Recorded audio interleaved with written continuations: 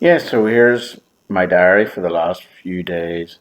I had a very nice invitation from my Chinese friend, who's my student, to uh, yum cha, the Chinese food.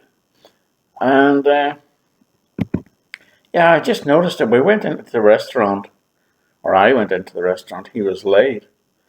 And immediately I was attended by an army of waiters and waitresses offering me things. And all these waiters were alert and polite. They made eye contact with me. They smiled at me. They asked me and offered me things. And if I said no, that was fine. And they went away. And somebody else came with something else. And then they would come back again. So I know that there's a business motive behind all this, an economic motive, efficiency, and all that. But it was so nice to have people actually offer you a service and yeah, make a human contact. When you go into a local restaurant, what happens is you go up to the kiosk where they're serving, and there's a formulaic exchange of "G'day, how are you? How can I help you? Yeah, okay. What's your order? Blah blah. Yeah, do you want onions with that? Blah blah blah." And then they give you a number and then send you.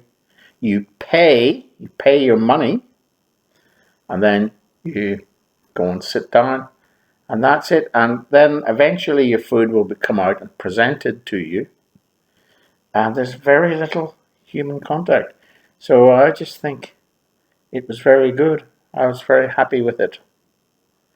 Really enjoyed it. On a similar theme, somebody was saying on a news program about making some comment, a throwaway comment really, about how they didn't, it's not normal for us to invite strange men into their houses.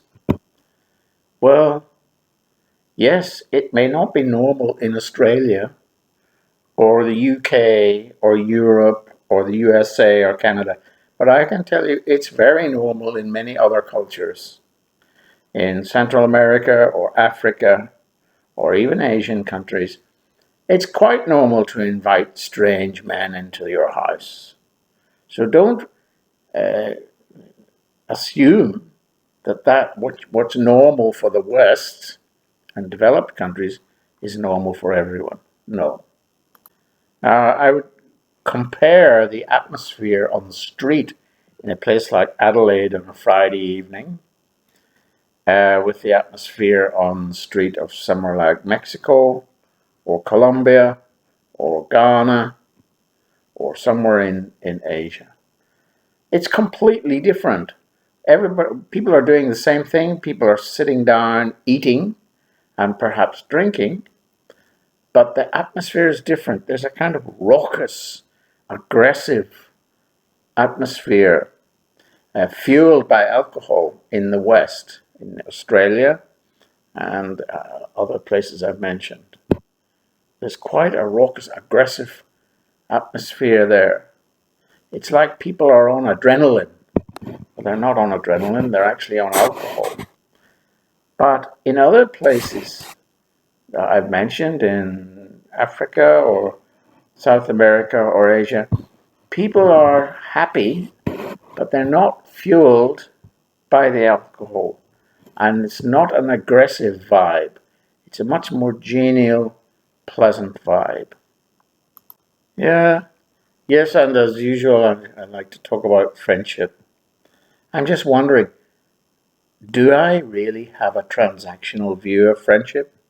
Something I've criticized in the past?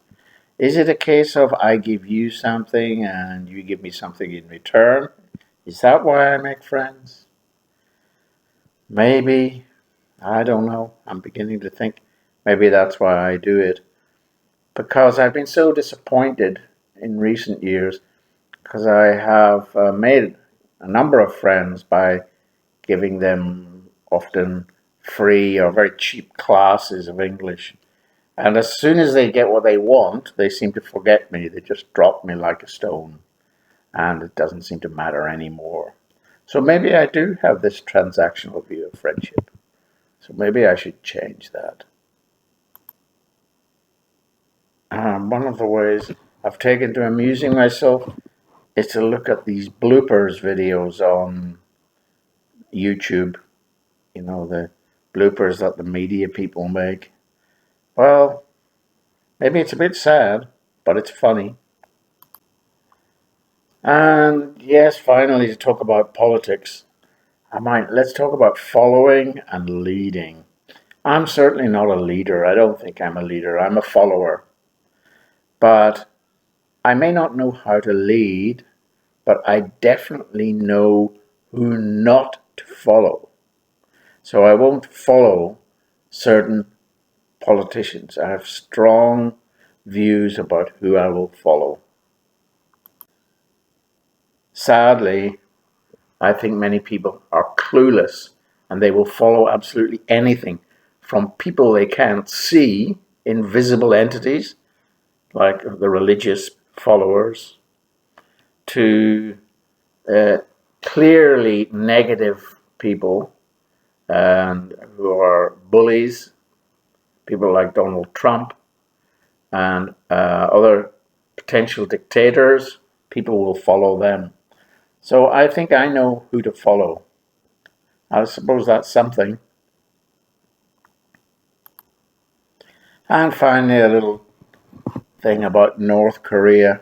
It's so sad. A friend of mine was telling me that she knows someone in Korea. She's a Korean herself, South Korean. And this person says that she knows, this person says that, oh, the North Korean defectors and refugees, the people who managed to escape from North Korea, from the oppressive regime there. Everyone should know by now what a terrible experience they will suffer, these people, when they leave. But the risk is so high when you leave North Korea. You cross into China, and if you're picked up by the Chinese, they will usually imprison you, exploit you, take your money, rape you if you're female, and then they may use you for a certain length of time, and then they will sell you, and then eventually they will send you back to North Korea, where you'll be tortured and imprisoned and often die. So these people take a huge risk trying to leave this awful place, which is North Korea. Anyway, my friend was telling me that she knows someone in South Korea whose reaction to this is, oh, well, these North Koreans who leave North Korea, they deserve the pain that they get. They deserve it because they have abandoned their country. Oh my God, is that not the most depressing thought? I'm sorry to end my diary on that, but that's the way it is. I mean, where is the empathy? How is it? When your empathy's gone, that's it, you've lost it. You're an animal now. Yes, so that's the end for today. On that happy note, I will end the diary for today. Empathy in some people just simply doesn't exist. And of course, that's why we have dictators, because dictators have the support of all those people who are incapable of empathizing with other people. They're so incredibly selfish, self-centered, and narcissistic. Hence, we have the dictatorships of Nazi Germany, North Korea, now Russia, and indeed China.